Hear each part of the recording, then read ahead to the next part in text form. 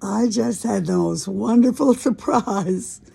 I got a phone call from my cruise singer son, Rick, and he was in Cuba. And he sounded like he was right next door. You know, back in the days before COVID, when he'd be on the ship, he would have to go to the bridge and call me on shortwave. He would say a few words and then say over, which would indicate it's my time to talk. And then I would say a few words and say over. And so we communicated that way, and not often, maybe once every 10 days. But he's already called me. He called me from Miami, of course, when he got there. Then he called me when he got on the ship. And this morning he called from his stateroom. And he'd already been in the on the TV program they have on the ship, and he said the ship was no children. There were practically everybody on the ship was over 60 years old, and he's got a rehearsal tomorrow, 2 shows tomorrow night. So he's a happy camper. You know, I was born in 1929, and when I was born at home, my mother told my daddy to go get the doctor because we couldn't talk on the phone until after 8 in the morning.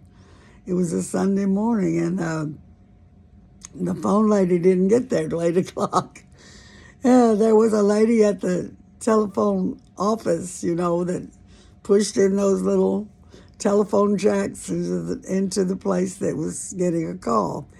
Well, I remember that, and the fact that, of course, I was born in 1929. I don't remember that myself, but I do remember party lines where people had to have a phone line that was connected to several homes, not just your own.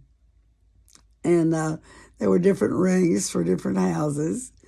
And you knew that when you talked on the phone, there could be 10 people listening to what you were saying. And then we progressed to one phone per house. And, it was amazing when that happened. Later, and I think this happened after I married, that we had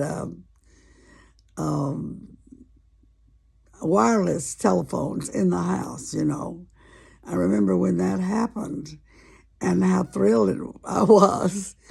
And later, still, we got flip-flop phones where we could literally go outside, or in the car and talk to somebody on the phone.